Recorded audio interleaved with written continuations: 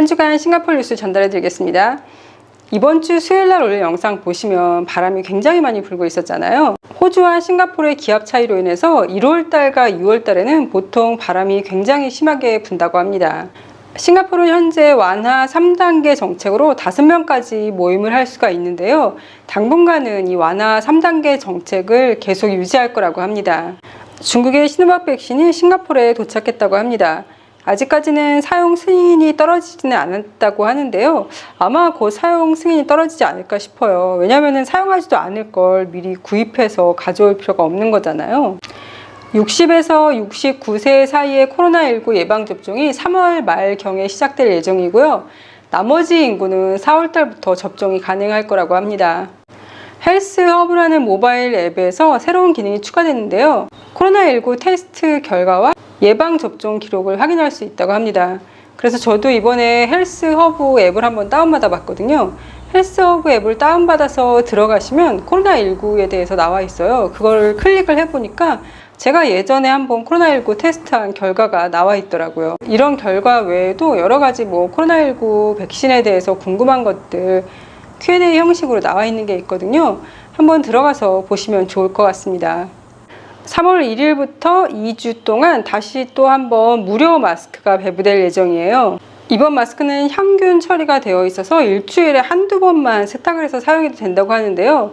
아무래도 땀이 많이 나니까 그냥 하루에 한 번씩 세탁해서 쓰는 게 좋지 않을까 싶어요. 이번에도 마찬가지로 IC카드를 가지고 가서 기계에서 뽑으시면 되고요. 이번 마스크는 기존 마스크랑 사이즈가 조금 틀리다고 합니다. 마스크 사이즈를 확인해 보시려면 옆에 보이시는 웹사이트에 들어가서 마스크 사이즈를 확인해 보시면 되겠습니다.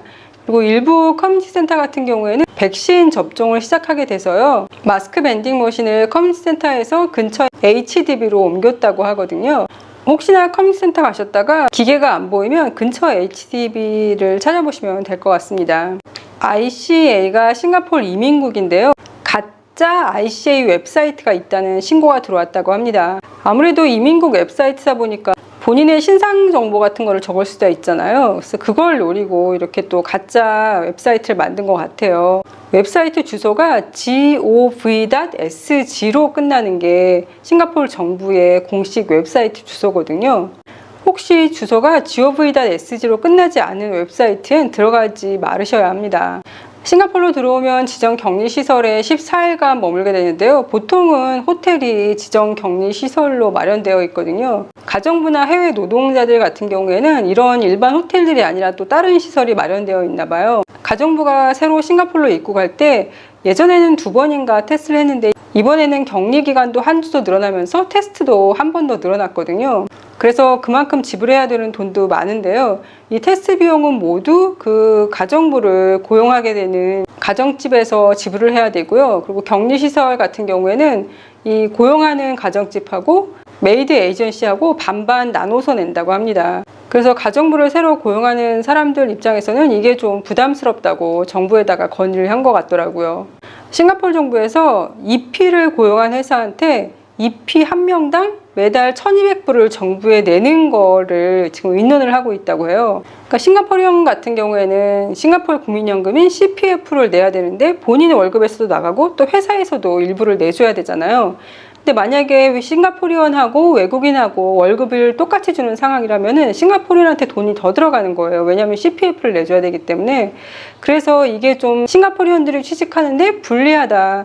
회사에서는 아무래도 돈을 더 적게 쓰는 외국인들을 고용할 수 있다 그러면서요. 좀 더 공정한 체제에서 직장을 구할 수 있게 하기 위해서 또 이렇게 하고, 그리고 싱가포르 정부에서도 어쨌든 EP 한 명당 매달 1,200불씩 생기는 거니까 일종의 또 추가 세금 수익이 생기게 되는 거잖아요. 그러면서 회사들이 적응할 수 있도록 2021년부터 2023년까지 서서히 올리는 방식을 얘기하고 있습니다.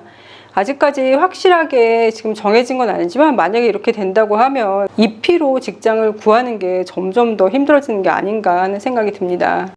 싱가포르에서는 노사정 파트너인 노조, 고용주 및 정부가 향후 10년간 법정 정년을 62세에서 65세로 올리고 재취업 연령 상한선을 67세에서 70세로 단계적으로 올리기로 합의했다고 합니다.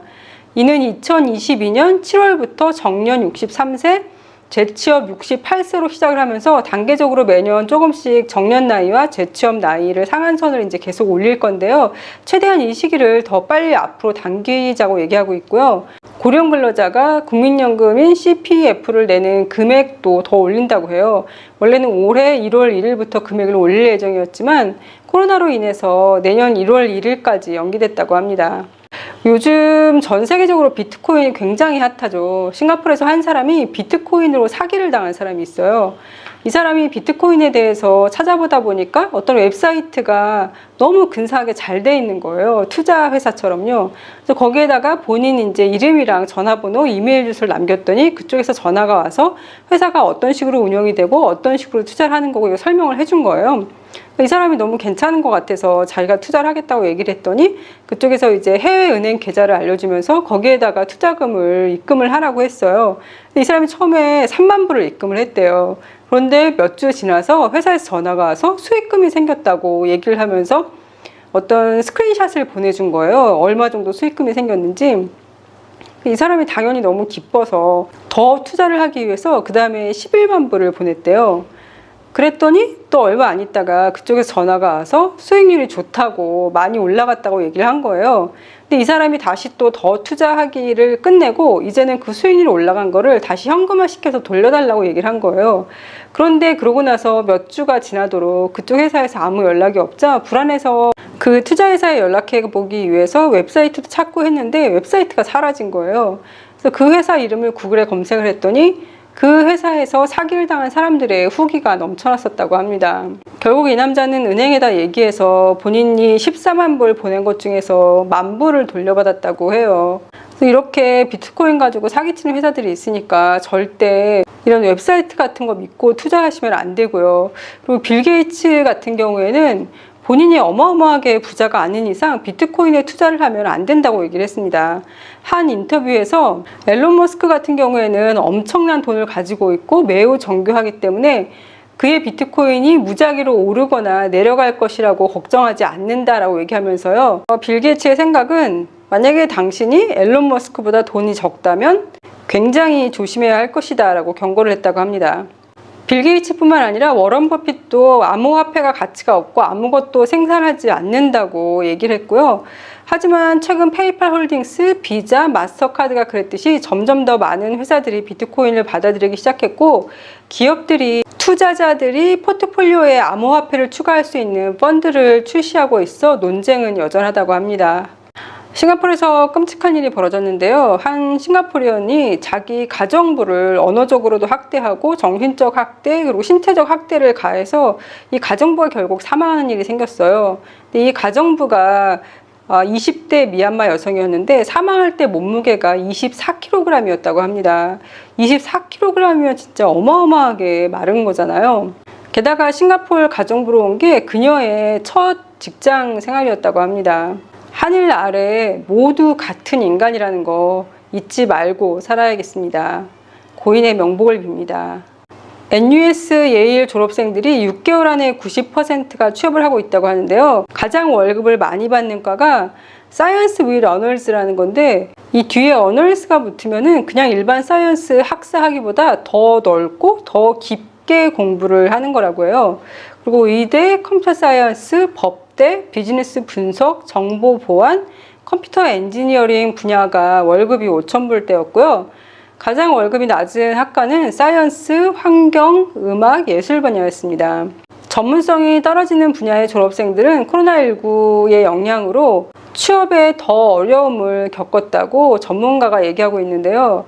IT나 헬스 사이언스나 비즈니스 같은 경우에는 6개월 안에 4명 중 3명이 취직에 성공했지만 인문사회 계열은 10명 중 6명이 정규직을 찾았고 아트나 미디어나 과학 분야의 학생들은 지금 현재 더 안 좋은 상황이라고 합니다.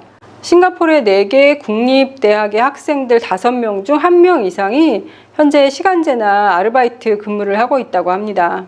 요즘 싱가포르에는 싱가포르의 정글 같은 숲을 트레킹하는 게 유행이거든요. 그러니까 길이 나 있는 게 아니라 길을 그냥 막 찾아서 가는 그런 트레킹도 유행을 하고 있어요. 싱가포르 정부기관에서는 이런 곳을 다닐 때 제발 조심해서 다니라고 당부를 하고 있습니다.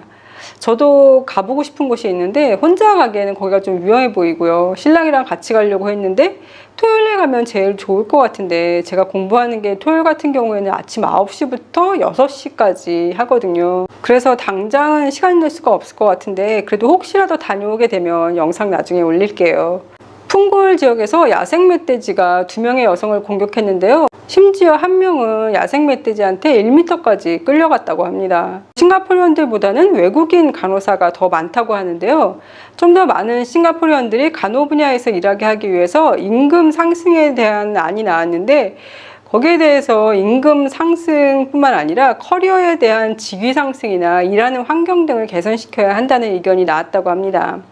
get고라는 카쉐어링 업체가 또 생겼는데요. 저는 이 카쉐어링 업체들이 본인 회사를 홍보하기 위해서 차에다가 로고를 굉장히 크게 만들어서 붙이는데 차라리 이 로고를 좀 작게 잘 안 보이게 만들어서 붙여놓으면 더 많은 사람들이 이용하지 않을까 그런 생각을 했습니다. 싱가포르의 환경 관련 회사가 유엔이 주최하는 스타트업 컴피티션에서 상위 25개 회사에 들어서 컨설팅을 받거나 지원을 받는 등의 혜택을 누릴 수 있게 되었다고 합니다. 세븐클린시라는 회사는 해안 바다 강에서 플라스틱을 제거하는 회사고요. 루미틱스라는 회사는 호텔과 항공사들이 음식 쓰레기를 줄이게 하는 데 도움을 주는 회사라고 합니다. 이번 주 수요일 날 유튜브가 부모가 정한 범위 내에서 10대 청소년들이 비디오 서비스를 탐색할 수 있게끔 한다라는 정책을 발표했고요. 그리고 13세 이상 사용자한테는 라이브 스트리밍을 포함해서 좀 더 이제 다른 동영상에 접근할 수 있도록 해줄 건가 봐요. 이게 어떤 식으로 이용이 될지는 모르겠는데 요즘 10대 아이들이 부모 세대들보다 기기를 더 잘 다루잖아요. 부모가 설정을 해놓는다고 이게 계속 유지가 되는 건지 나중에 진짜 나와봐야지 알겠습니다. 일본 올림픽이 열리긴 열릴 건지 토마스 국제올림픽위원회 위원장이 일본 올림픽에 외국인 관광객 입장을 허용할지 말지에 대해서 4월 말이나 5월 초쯤에 결정될 것이다 라고 발표했는데요. 지금 외국인 관광객 입장을 허용할까 말까를 의논한다고 하면 일단은 올림픽은 한다라고 지금 결정을 내리고 달려가고 있는 것 같아요. 코로나를 생각하면 올림픽을 안 하는 게 맞는 것 같은데 또 이 4년간 지금 1년 늦게 돼가지고 5년간 열심히 노력한 선수들을 생각하면 또 하는 게 맞는 것 같고 그렇습니다. 12명의 세계 럭셔리 브랜드의 아시아 홍보 대사에 대한 기사가 나왔는데요. 블랙핑크 4명 그리고 다른 아이돌 한국에서 활동하고 있는 아이돌 2명 그리고 나머지는 전부 중국계 연예인들이었어요. 한국 아이돌들은 K-팝이 세계를 강타하고 있어서 그 영향으로 러브콜을 받는다고 하고요. 중국은 명품계의 큰 손이라서 중국인들이 선호하는 연예인들을 홍보대사에 사용을 해야 한다고 합니다. 미국은 내년까지도 코로나와 싸우기 위해 마스크를 계속 착용할 수도 있다라고 미국의 파우치 소장이 얘기를 했고요. 자카르타는 매년 조금씩 가라앉고 있잖아요. 그래서 홍수나 만조 때 물이 차오르는 곳이 많은데요. 특히 자카르타 북쪽 지역 같은 경우에는 이미 다 침수돼서 사용을 못하는 가옥들이 있고 그런 가옥들 바로 앞에 약간 담처럼 바닷물 위에다가 이렇게 담 같은 걸 쳐놨더라고요. 근데 그럼에도 불구하고 이렇게 만조 때가 되거나 홍수가 나거나 하면은 가옥들이 많이 침수가 되곤 하는데 이렇게 된 이유가 유럽이 인도네시아를 지배할 당시 인종별로 나눠서 살았대요. 싱가포르도 그렇게 하긴 했었거든요. 그래서 인종별로 나눠 살다 보니까 유럽인들이 살던 마을에는 하수도 시설을 하고 나머지 인종이 살던 마을에는 하수도 시설을 하지 않았대요. 근데 이 사람들도 어쨌든 물이 필요하니까 그럼 이 사람들이 스스로 파이프를 땅 밑에 박아서 땅 속에 있던 물들을 끌어올리기 시작한 거예요. 근데 이게 물이 있고 집안이 있고 했는데 물이 점점점 빠져나가니까 집안이 점점점 같이 가라앉기 시작하는 거예요. 그래서 자카르타가 매년 조금씩 가라앉기 시작하는데 유럽이 떠난 후에도 자카르타의 모든 사람들이 다 상수도 시설을 가지고 있는 게 아니래요. 그래서 현재까지도 계속 조금씩 집안이 내려가고 있다고 합니다. 이런 연유로 빠르면 2050년도에 자카르타의 대부분 지역이 침수될 것이라는 예상도 있습니다. 미국에서 60년이나 살았던 나치 강제 수용소에서 가두로 일했던 사람이 그 사실이 밝혀지자 미국에서 쫓겨나서 독일로 보내졌다고 해요. 똑같은 2차 세계대전이었고 하나는 유럽에서 일어나고 하나는 아시아에서 일어났잖아요. 유럽은 독일 나치군들이 굉장히 끔찍한 짓을 했고 아시아 같은 경우에는 일본군들이 굉장히 많은 만행을 저질렀는데 지금 현재 전 세계 모든 사람들이 나치에 대해서 인정을 하고 나치에 대해서 어떤 가짜뉴스를 퍼뜨리거나 하면 굉장히 벌도 세잖아요. 근데 아시아에서는 일본이 위안부니 뭐 강제징용이니 이런 거 하나도 인정 안 하고 있는 상태고 전 세계도 그렇게 관심이 없는 것 같아요. 교황님이 홀로코스트에서 살아남은 한 어르신의 집을 방문했다는 기사도 있었는데요. 교황님께서 한국에 오셨을 때 위안부 할머님 댁에도 방문을 해주셨더라면 그러면 좀 더 많은 세상 사람들이 위안부에 대한 진실을 알았을까라는 생각도 들더라고요. 베트남이 한국이 수출한 코로나 백신을 이번 주 수요일에 받았다는 기사도 있었고요. 제니와 지 드래곤의 데이트 소식도 있네요. 그리고 저는 이 뉴스가 참 마음에 들었는데요. 재산과 권력, 인맥을 물려받은 다른 대기업 상속자들과 달리 서민 가정에서 태어나 자수성가한 한국의 억만장자들이 그들 재산을 기부할 뜻을 비췄다라는 기사가 있었는데요. 카카오톡의 창시자인 김범수 씨는 전 재산의 50% 이상을 기부할 것이라고 했고요. 그는 학창 시절에 너무 가난해서 다니고 있던 예술고를 포기하고 직업학교로 옮겼다고 합니다. 김범수 씨는 부가 가장 혜택받지 못한 사회 구성원의 가장 큰 혜택으로 사용될 때가 가장 가치가 있다라고 말을 했습니다. 그리고 임식 배달앱 우아 브라더스의 김봉진 씨와 그의 아내가 한국인 최초로 기빙 서약서에 서명을 했대요. 이 기빙 서약서라는 게 뭐냐면은 빌 게이츠하고 빌 게이츠 부인 그리고 워렌 버핏이 함께 억만장자 이상이 적어도 재산의 절반을 기부하자 해서 세운 재단인데요. 여기에 한국인 최초로 서명을 했다고 합니다. 이 부부는 기부가 자녀에게 물려줄 수 있는 가장 큰 유산이라고 생각한다라고 밝혔습니다. 한국은 최근 세계 기부 지수에서 57위를 차지했대요. 일본은 107위, 중국은 126위라고 합니다. 이게 나라 규모로 보나 인구 수로 보나 그리고 억만장자 이상의 사람 수로 보나 사실 일본이나 중국이 기부를 더 많이 해야 되는 거잖아요. 근데 저희 나라가 일본하고 중국보다 거의 2배 또 3배 가까이 더 많이 하고 있어요. 진짜 멋진 민족입니다. 그럼 오늘도 건강하세요.